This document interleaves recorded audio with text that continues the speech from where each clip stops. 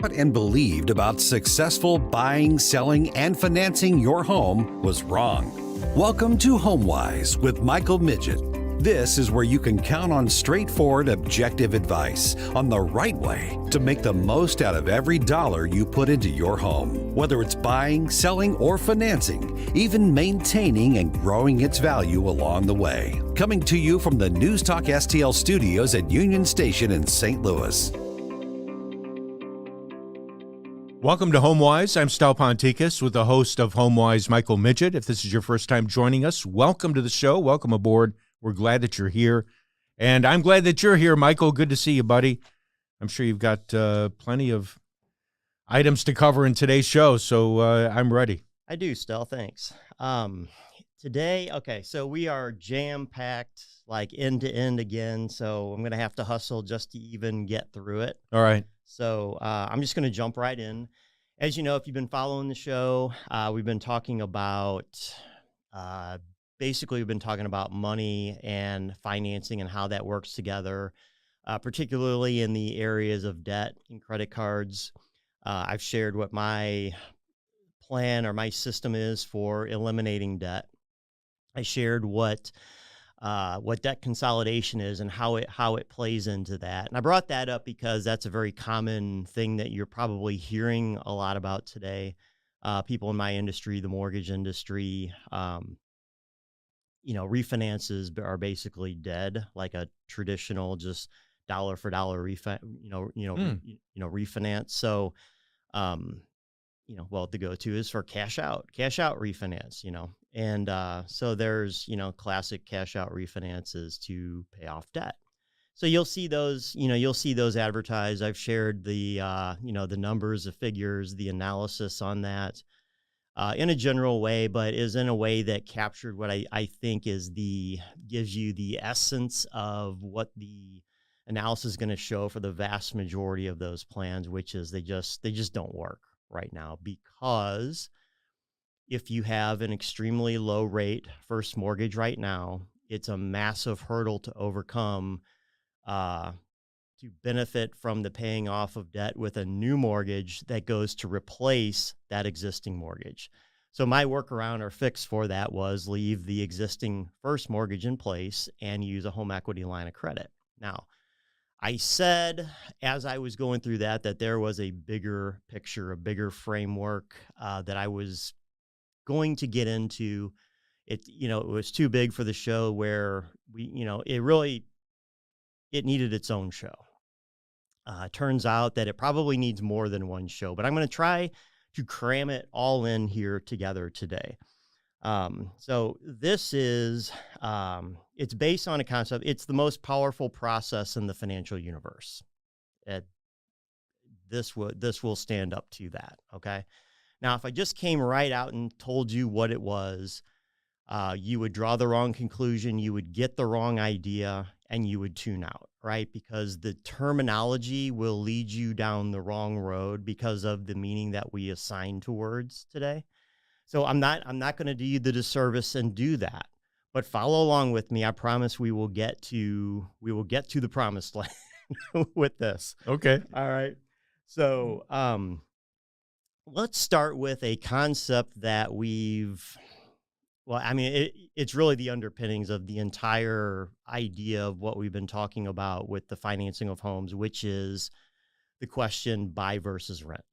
Right? Is it better to buy your home or is it better to rent your home? And the answer to that is one's not necessarily better or worse for everybody. It's an individual decision. It's what's right for you. And there are a myriad of factors that play into what that decision is going to be, if it's the right decision for you. And if you are new to the show and this is a completely new concept to you, go to HomeWiseRadio.com. All of the previous shows are on there. You can go back, you can listen, you can pause, you can rewind, you can fast forward. Heck, I think you can even download them if you want, because it's in a podcast format. Sure. So you can go back. There's a wealth of information there. I've held nothing back. If you want to go, even if you have been listening, but you want to review something Or if you just want to see a cool website, go check go check it out. It's newly redesigned. You can actually find stuff on there now, and I think it at least shows a lot better. So Good. again, HomeWiseRadio.com. Go check that out. But this idea of buy versus rent, right? So most people, if you asked them and, you have the financial wherewithal, you're qualified, you're going to stay put for a while. Let's say you're getting married or you're starting a family or you have a family, you're going to say that it's better to buy and own versus rent and pay rent to somebody else, right? Pay that expense. Because when you make payments, you build equity. Okay. Now that's the financial side of it. And I realize there's an entire emotional side to it that goes well beyond just the financial thing. And so this idea of buy versus rent in relation to or context of the family home is kind of an easy one, right? And it's where we've already beat this idea up pretty good. I think we've covered it from just about every angle. But even this simple idea has its underpinnings in what I'm about to share today, right? So it's a new way or different way to look at, let's say it's a different framework, right? So what you're going to find is that everything I've been talking about is a specific application of another idea, okay? So own your home, family home, it's a good idea. When you make payments, you build equity. Then the home goes up in value over time and you build more equity. See, so you've got two mechanisms there working to build your personal wealth.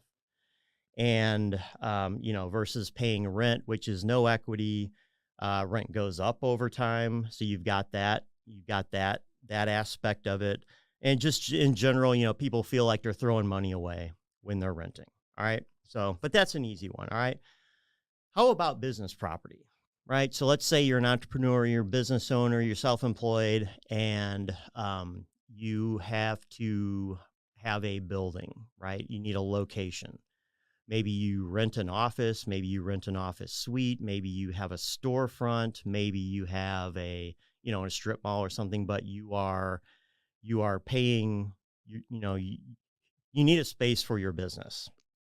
Now, I've been a business owner for, since 96. So I don't know, 27, 28 years now. 27 like years. That. Yeah. I lose count. It's been too long, but it was and I'll call it a fantasy, because for most it is a fantasy to own your own space, right? Own your own building, right? Everybody wants to own their own thing, especially if you're a business owner. It's kind of like built into the fabric of the way you think. I'm an owner. I have ownership. It's like in my soul. It's who I am. I'm just built to own stuff, built to own stuff. And so own your own space, right? And so when you're thinking about this, especially when you're doing the books, this is like, it's sexy, oh, I'm gonna own the building so my rent goes away. I don't have to mess with that darn landlord anymore. And I don't have to worry about, the rent term, right? Because, when you're renting office space, you're renting for at least 3 years. Even 5 is on the short side. Most landlords want 10 years. And if you're going to go with 3, you're going to, they're not going to put the resources into that you might need, or you're going to pay a higher rate versus a longer term lease where they're willing to throw more at you because that's more in their favor. But even if you have a long-term lease, you still are going to be, you still may have escalation clauses in there that rent just tends to go up over time, like everything else. Why? Well, because of inflation. Taxes go up, all that goes up. Plus, as the value goes up, a business owner is looking at, the landlord is a business owner, separate business owner, and he's looking to he's got to maintain the return on his building. So if the rent stayed the same, but the value went up, the costs went up because they go up over time, his profit would go down, and that would make it a bad, his business, his building would lose value if he did that, right? So he's got to, that rent's got to go up over time. But if you're an owner and you own the building, so when you make that mortgage payment, it's just like when you own your home. You're building equity. Plus, you're locking that cost in over time to a greater degree than you are with, with a lease. And you start thinking, you get in your mind that, hey, you know what? As I own this building, it's a separate business. It's a separate thing of value. It's a separate asset. You can see it, on your balance sheet, or if it's a separate set up as a separate company, you'll see that on its balance sheet. It's a separate or a second store of capital. All right. And so I want to focus on that word for a minute, that word capital, because we're going to hear a lot about that as we move forward through this. All right. So capital, the equity that's in the building, right? So when you make a down payment, that goes straight into equity. That's your capital in it. And then over time, as a building, if it goes up in value, that's growing your capital as you make payments and you pay the loan down. That's growing your capital. It's converting those payments into additional capital and that. And then you start thinking you know what? If I get the right kind of building, I could rent out the extra space, right? So maybe it's an office building and it's 2 floors, and I could have 1 floor for myself and I could rent out the other floor. And then you start thinking oh, wow, that rent would go to offset my mortgage payment, right? And so now, and it's really, it's an easy kind of thing to start to think about. And it's fun looking at things too, because it's that whole ownership thing. But when you do that, you start to entertain the idea of becoming your own landlord, right?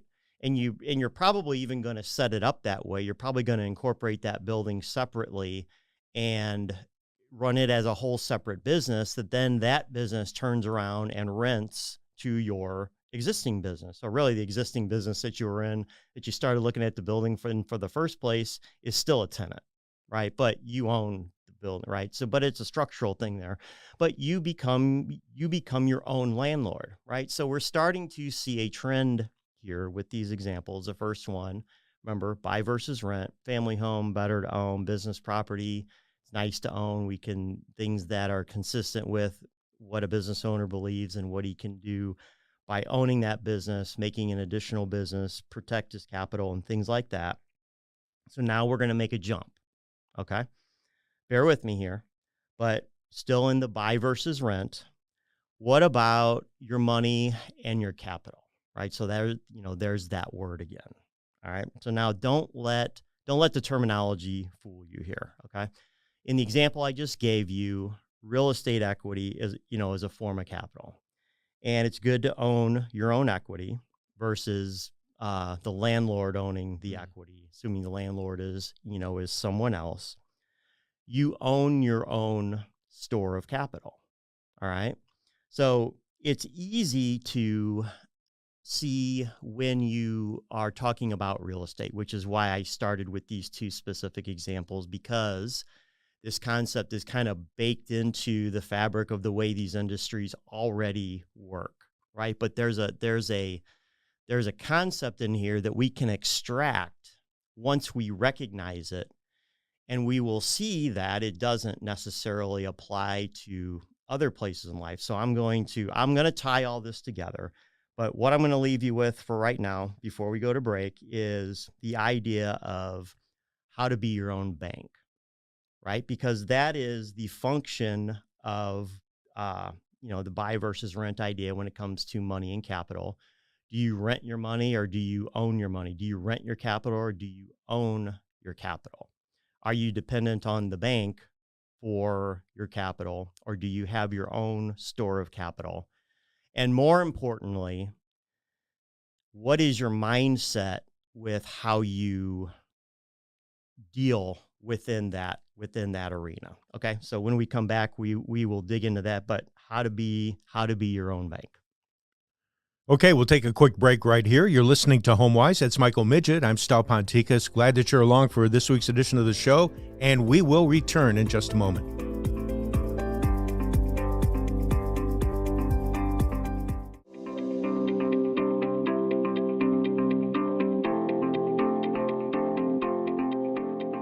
Welcome back to HomeWise. I'm Stal Ponticus with the host of the show, Michael Miget.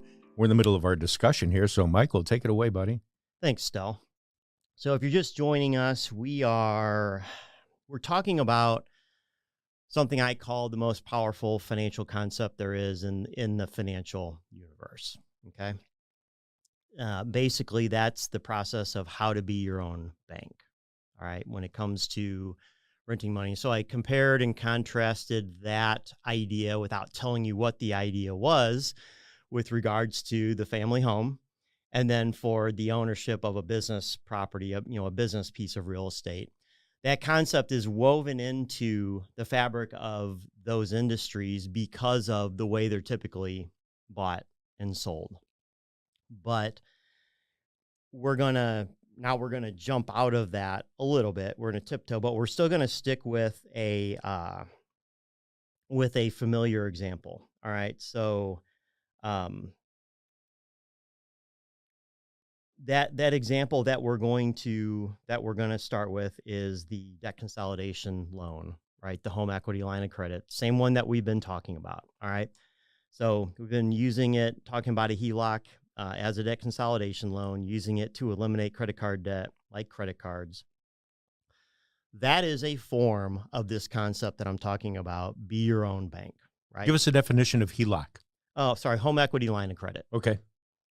So that is a form of being your own bank, whether you realize it or not. So let's peel it apart, and then we'll put it together inside the new framework, and you'll see what I mean. All right. So let's go back and revisit that original example. So in the original example, we were talking about $30,000 of credit card debt, right? And say it's spread across, a few or more different accounts. So several, let's say they're credit cards. And I think we assumed an average interest rate of 24%. And at 24%, the monthly payment's going to be about 3% of the balance each month. So if you have $30,000 in debt, that's going to be $900 in payments. And so if I came in and I used a home equity line of credit to consolidate those payments together, even at a 12% rate, which is on the high side right now, right? But I'm choosing 12 because it's conservative, and it also it makes the math easy. I was going to say it does. It makes the math very easy. That would give you a month, and I'm assuming an interest only payment, because that's how most home equity lines are. Not all, but most. The monthly interest only payment would be $300. So 1% of the balance. Mm-hmm. That makes your margin or your savings $600, right? So 900 minus 300 is $600. Now, as I've said before, debt consolidation is a tool. It's not a solution. You need to take that $600 and you need to plow it back into the debt in the form of a debt elimination plan in order to reap the benefits of that $600.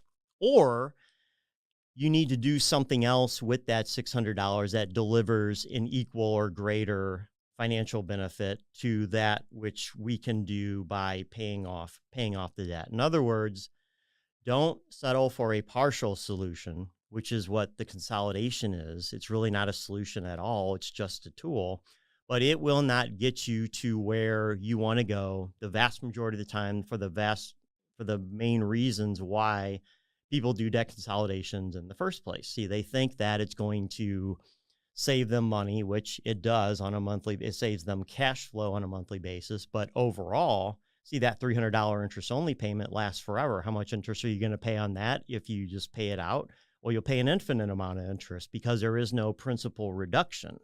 It's a simple interest loan. By the way, all installment loans nowadays are simple interest loans. We don't have that rule of 78s anymore. And I'm not going to go into that because they don't even exist. But that loan will never pay off because there is it's not an amortized loan. So without some plan of how you're going to get rid of the debt, it will never go, right? And so that actually potentially could be worse than the credit cards if you don't do something beneficial with the 600. So if you take the 600 and you just burn it, right? Just wind up spending it frivolously. Well, yeah, okay. So if you just leave it in the account and it's not earmarked for something, right? Mm-hmm. So we've talked about earmarking money for things. If it's not earmarked, it will evaporate because it has no place to go. It's not targeted to something. it just disappears. It just, money has the tendency to disappear. Okay. Just believe me on that.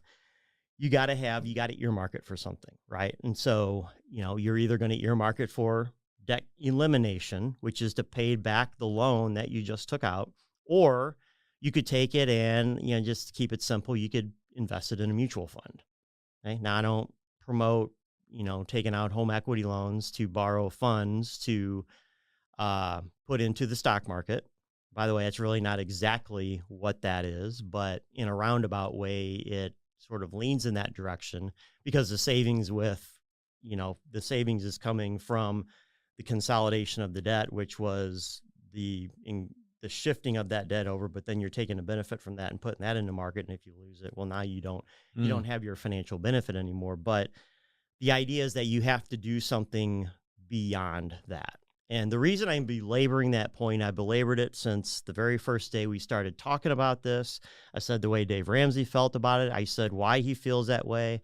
I told you that I don't disagree with him. I just think he's being short-sighted and not giving people the benefit of the doubt. Now, maybe in his world, his people, they can't control themselves and they don't. I mean, I don't know, because I'm not a Dave Ramsey type person. Mm-hmm.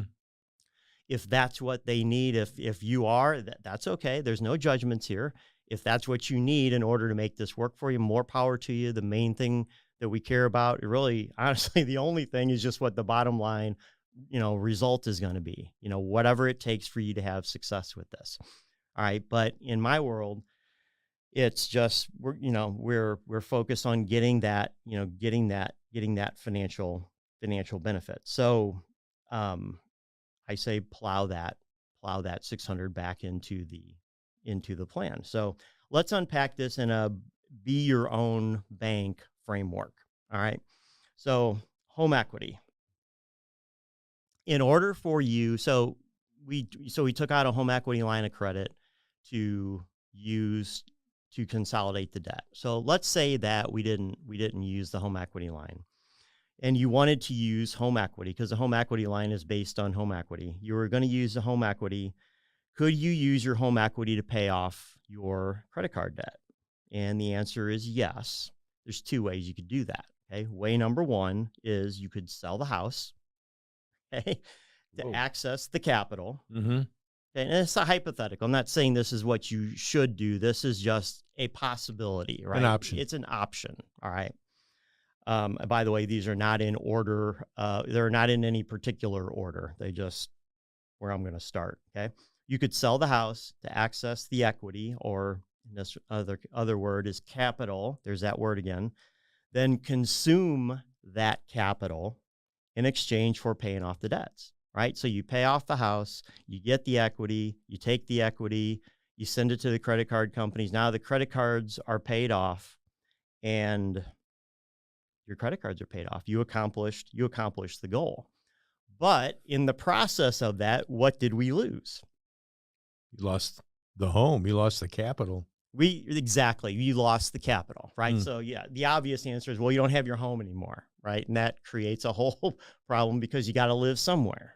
See, all this stuff is connected, right? I didn't make it up last night or the week before. It's all connected. It's all part of one big idea. It's just so big that it's difficult to look at. I mean, you got to get so far away from it to see the whole thing. And the farther away you get, the more kind of jumbled it gets. So you got to kind of feel your way through it bit by bit by bit. It's taken me years to put all of this together in the way that I've done it. And it's even more of a challenge to put it together in a way that is communicatable so that it makes sense. But the obvious thing is you don't have the house anymore, right? So now you don't have a place to live. But financially, you don't have the house anymore. So you don't have the equity. You don't have the asset anymore. You don't have the equity anymore. You spent your capital. You don't have your capital anymore. All right. So in business, see, that's a bad deal. Well, now we don't have our capital anymore. We lost our capital base. It's difficult to be in business. See, now let's compare and contrast that with option number two. Okay. So option number two is you could keep the house. right? You can keep the equity. In other words, hang on to your capital. And instead of selling it to access it, you could access it by collateralizing a loan with it, a home equity line of credit, to access that equity and get access to the capital. Now, that was just a fancy roundabout way of saying, hey, I took out a home equity loan on my house, I paid off my credit cards. Okay. But that kind of slang, simple, I've heard it a million times way, does not lead you to believe that there's any greater system or framework inside. And actually what it does is it makes you more prone to fall, I guess, prey to the possibility that you might not realize that it's only a partial solution, right? Inside the bank model, the be your own bank model, you would never do that because you would break the rules. Now, now in my world, when I said consolidation, elimination, I've created some terms there for you, and I put it together into a framework. It's not the end all framework, but it's enough of a framework for me to get to the key piece, which is, and then you gotta apply the savings or the margin to the debt to pay it off. Otherwise, you don't get to where you're going. But that's still short-sighted. And the reason that it's short-sighted is because what doesn't answer the question, well, what do I do after the debt's gone? Okay. It's like it's just a chunk of something, right? Now it's a better chunk than just the consolidation by itself.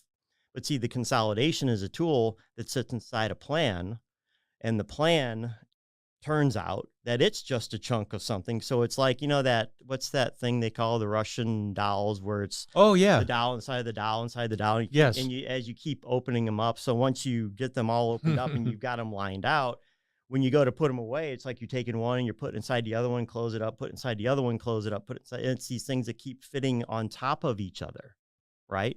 Well, this is kind of like that. Okay. Consolidation related to the idea of debt elimination. Then the idea of debt elimination, which is in and of itself is short-sighted, and it is actually a piece of a bigger framework, which is this banking framework that I'm introducing you to today. So, and by the way, again, if I've covered something that, if you're new and you feel like you've missed something, HomeWiseRadio.com, you can find everything there. If you're not, because this is new. Okay. So, you can get the podcast after the fact at the same place, HomeWiseRadio.com. You can pause it. You can fast forward. You can revert. You can do all the things, go back and kind of go through this step by step, maybe take some notes. You can draw some things out. This is key to, if you get this piece right, it really kind of almost solves. I designed it to be a functional end-to-end money system. Like people want to know, like, how do you manage your finances? What do you do? What do you do with your money? Somewhere inside of this is the answer. It answers everything. It answers it in the simplest way possible, meaning it's not 47 different things that you have to do in order to get this thing to work. It's really like a handful of 3, 4, maybe 5. And then those 47 things are all built into and covered when you make those 5, steps. So, and it's kind of uncanny how when you look at some of these other things, so even the seemingly simple act of buying a home, right? I can fit that. When I say, here's how much you should put down, should you pay off debt with that or not? Should you pay PMI or not? Should you do whatever? And I come up with an answer that, well, that doesn't sound quite right. Why would I want to pay a higher rate if take the loan like less down, pay PMI, which equates to a higher rate and all that kind of stuff. And I say that because your financial picture is bigger than just the loan that we're looking at, or the transaction that we're looking at. It's transactions that in relationship to all the other transactions. Well, the part that I haven't said about all that is all occurring inside of a bigger system. Now, whether we want to recognize it and look at it in this way or not doesn't change the fact that it is. Okay. So you do banking every day. Okay. There is no getting around it. It's just when I say that word bank, you think of a building down the street, and that's not what I'm talking about. Right. So this isn't, I want you to go buy a bank. I don't want you to start a bank. You're not going to take anybody's deposit. You're going to take your own, figuratively speaking. It has more to do with the mindset of what you do and how you do it with your money than it is what you're thinking that it might be. Okay. So don't get intimidated by that word. If you follow the things that I've been saying and you believe, I can see how that, I can see how that works. I can do that. Then you are operating within a banking system by doing that. It's just you don't realize that you're doing it because I haven't overlaid the framework yet and put everything in relation to each other and kind of shown you the lay of the land so that it all, now I see, okay, I get it. Oh, right, this thing over here. Oh, so when you start to swap out some terms and you start to look at things in a little bit different sense, it really starts to make sense at that point. Kind of like it's self-contained.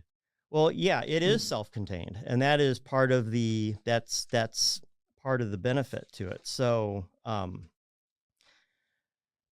so getting back to that example number 2,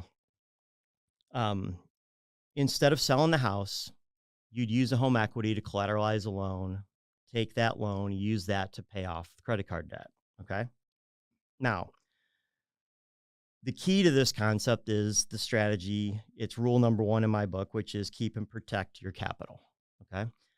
Which is what we failed in number 1. We gave up our capital. We got rid of the debt, but we lost our house. Right now, I know in this example, nobody says, I would never sell the house to do that. That's silly. I wouldn't have a place to live in that. But what if I said it wasn't the house? What if I said it was money in a savings account?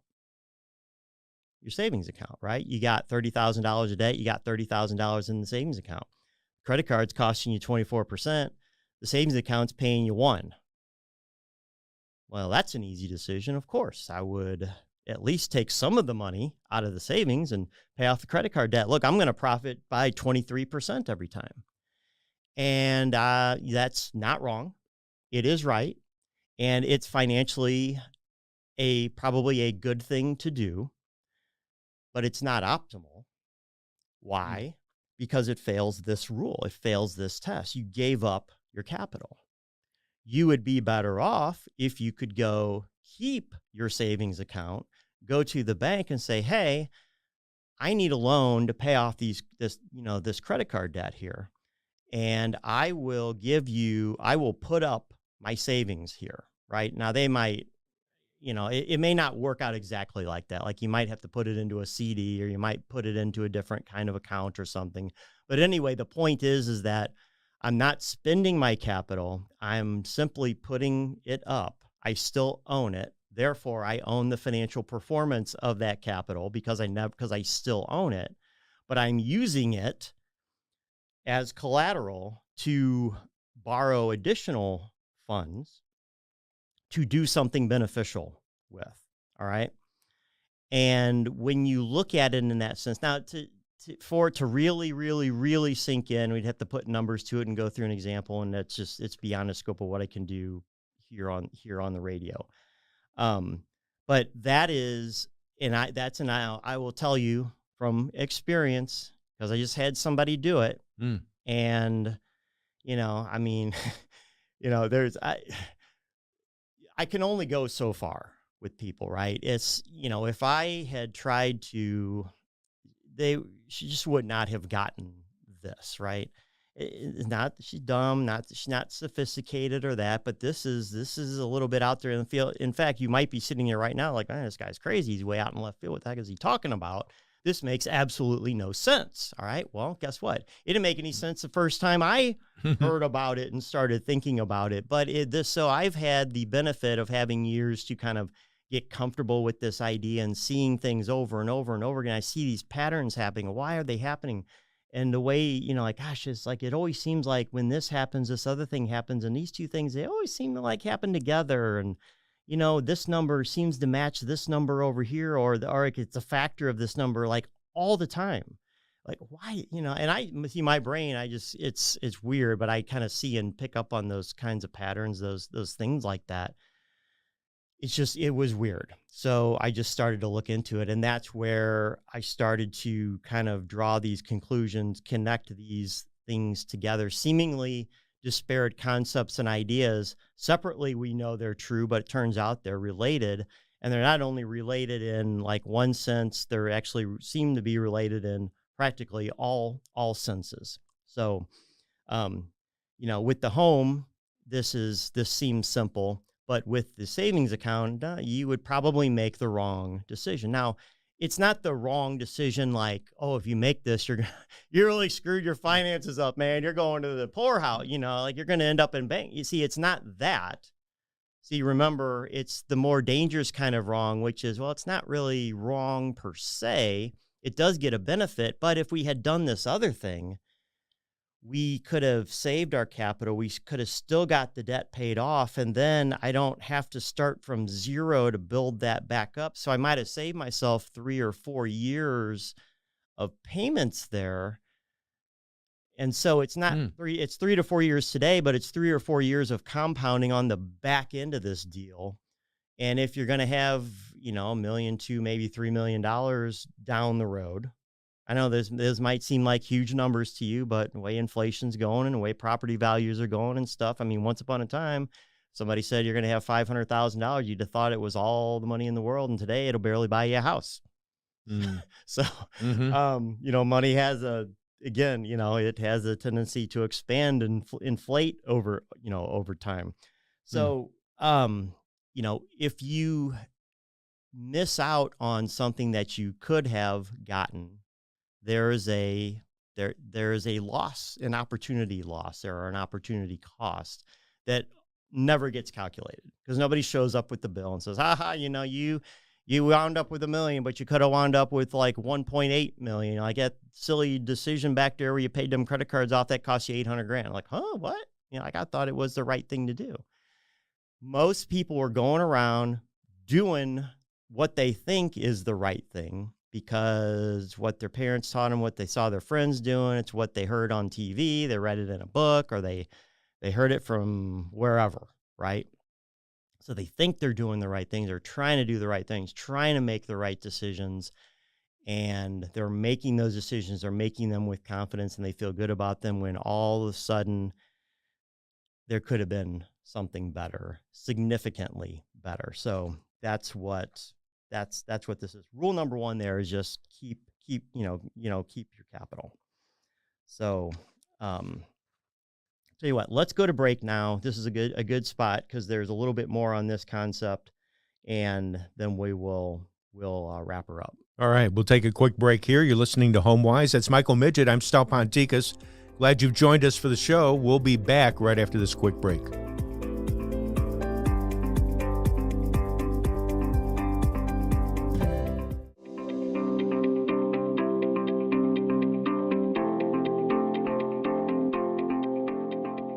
Welcome back to HomeWise. I'm Stal Ponticus with the host of the show, Michael Miget.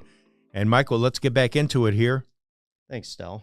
All right. So if you are still with us, I warned you. I said it was deep and thick and kind of heavy. All right. So if it's not sinking in, trust me, it almost sinks in with nobody like the first time. Right. So remember, you can always go back. You can get this episode along with all the previous episodes and more at HomeWiseRadio.com. There you can download it. You can pause it, fast forward it, reverse it, play it again, slow it down, all that kind of stuff. Cool things you can do with technology today. But we are talking about being your own bank, right? Thinking in the mindset of being your own bank.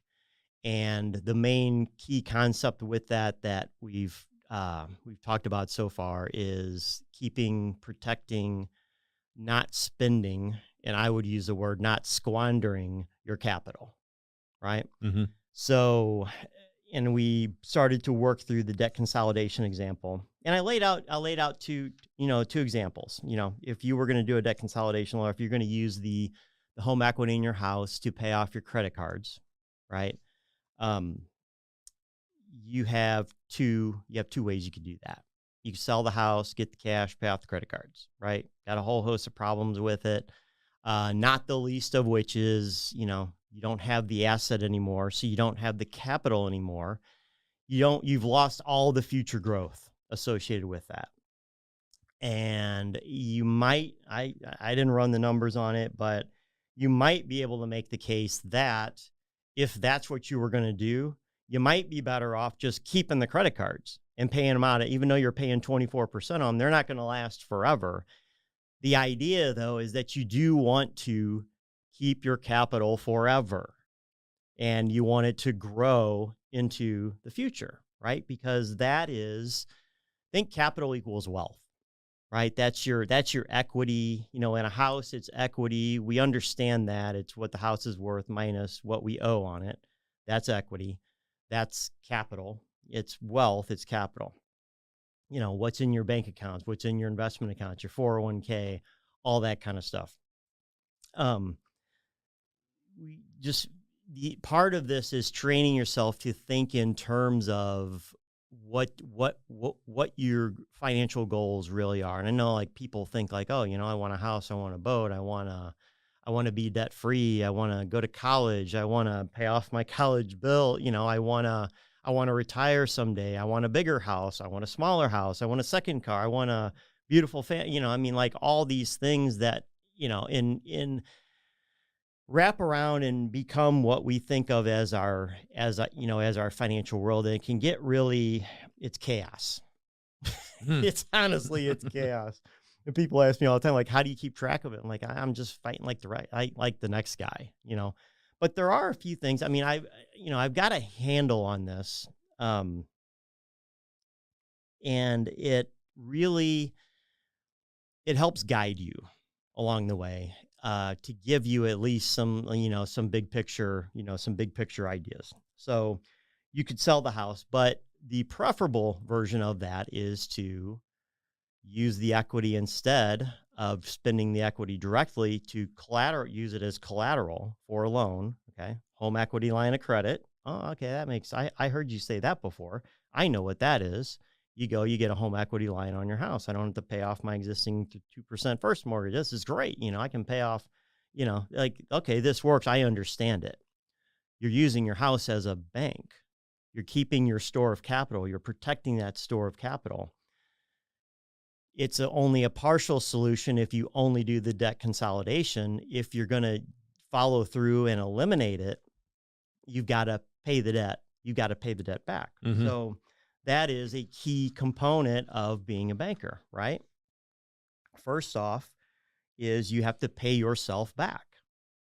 If you don't pay yourself back, you never get your equity back, okay? Now, the reason I say it like that is because there's been more than once I sat down with people and like, oh, no, I don't want to put my credit cards in my house.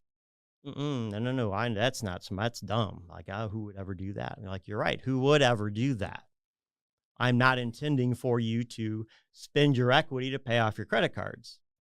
Now they didn't think through this and say, oh, because I want my capital to grow in perpetuity and, into the future and the debt's going to pay off. They just think credit card house on house, stupid. Right. And okay. So the logic gets you to the right place, even if it's not for the right reason.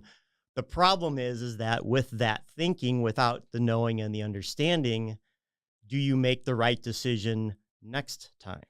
Right. And so if you don't do this and you still manage to get the debt paid off, what's your next move? And so even a debt elimination plan by itself is, in the grand scheme of things, of producing and growing capital, building personal wealth into the future, is it's in and of itself a partial solution. Now, the reason the debt consolidation is bad as a partial solution is because it could wind up costing you more, right? It's unlikely that the debt elimination plan, if that's where you stopped, that it would end up costing you more, because when that debt is paid off, you've kind of locked in that financial benefit there, as long as you didn't spend your capital, right? So if you do the home equity, so if you do the plan and the model the way that I've laid it out so far, which is the home equity line, reduce the payments, create the margin, build whatever margin you can scrape and claw and build together, like Dave Ramsey would have you do, put all that together and speed through that snowball meltdown plan as fast as you can and come out the other side and say, debt free, done. We're not, happy, let's throw a party. You should throw a party. That's a big deal, right? If that's where you stop, okay. I mean, there is more to get, because it's not the end. That's not the end game, but it is a milestone you can stop at, and because you've got a locked in benefit with just the consolidation by itself, which is what you normally get when you go to a mortgage. If you get this from a typical mortgage person, all they do is the consolidation, because they're just flipping you into a loan. Even if they get it right and don't do the first and you do the home equity line. Now, the worst case scenario is you get a partial solution and you do the first, you give up the 2 or the 3 you got now, and you get a 7 or an 8, and like, oh my gosh. Now you really, you think you weren't spending capital, you are spending capital now, because it's going to cost you more to get out. So you have taken a step backwards. And really, if I wanted to give a true technical version of that answer, that is that is the technical answer that I would give.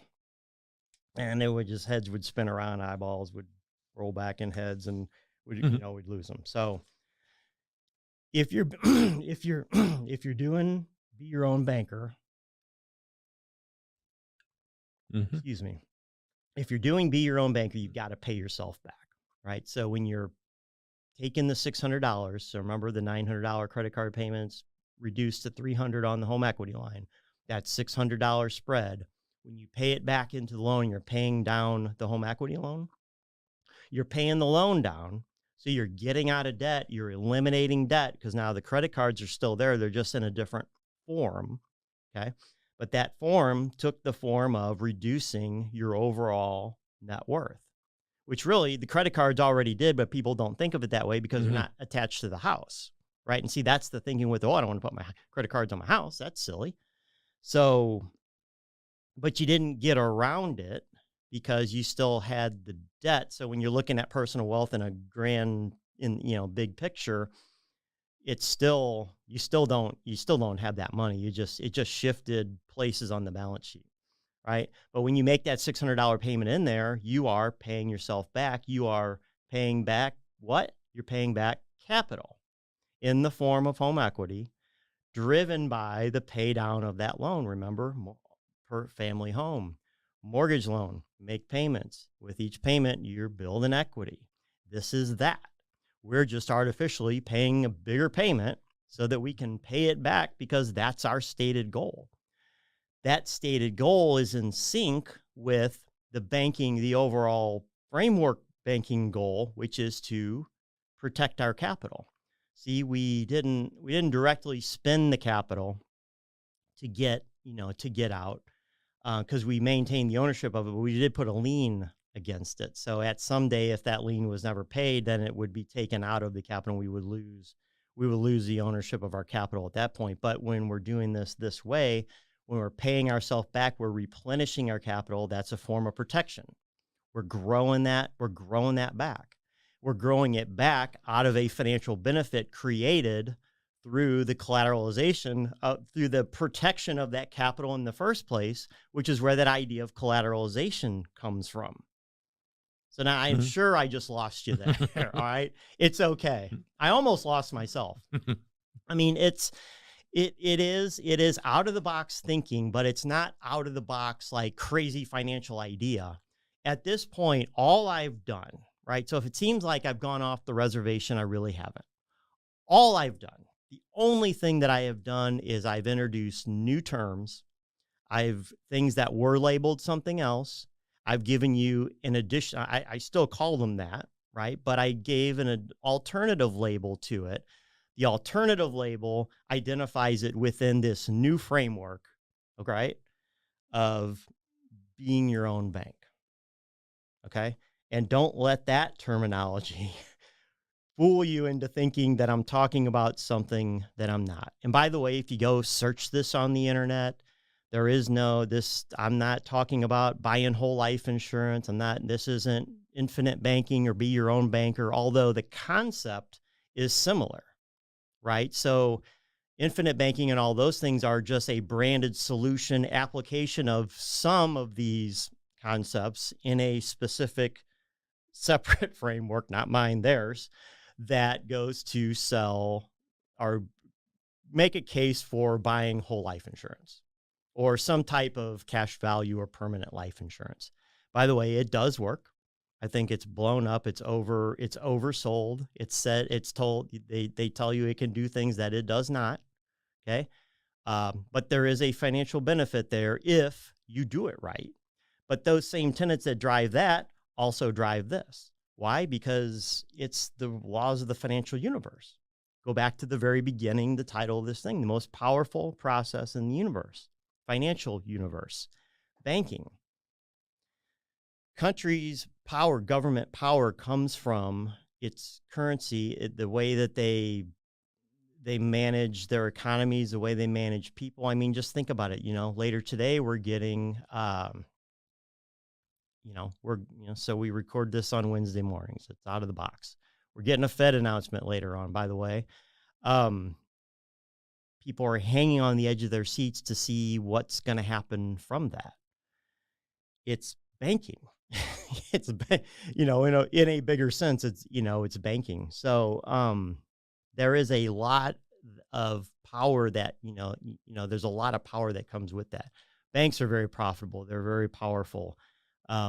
They control people's lives. Money controls people.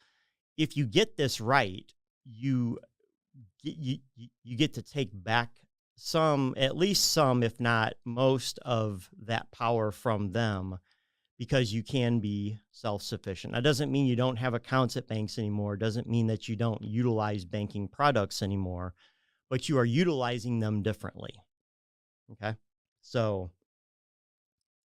there's an even bigger picture here, but I got to kind of ease you, in. But that's it.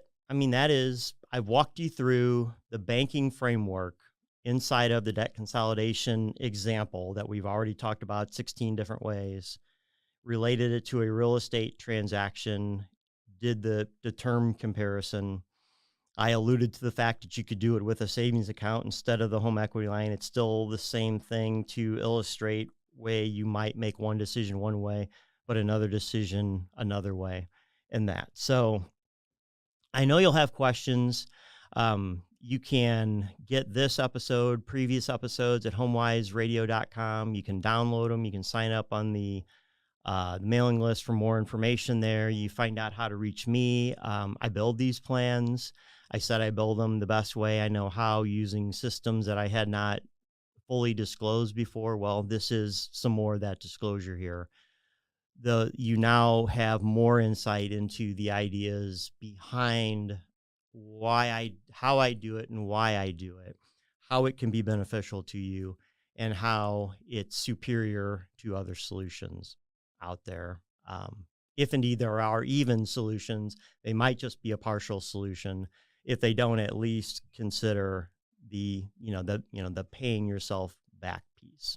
So my mortgage website, GoShelter.com. You can reach me direct. My telephone number, phone or text, 314-275-0314. And that wraps up this edition of HomeWise. That's Michael Miget. I'm Stal Ponticus. Thanks so much for joining us for the show. You've got all that information online that you can access, and we're glad you came along for the ride. Hope you'll join us again next weekend for another edition of HomeWise. Loans and loan information provided by Shelter Mortgage, Inc. Visit us at GoShelter.com and MLS number 192609. A Missouri residential mortgage licensee and equal housing lender. Call 888-497-2558 for additional cost information. Other restrictions may apply.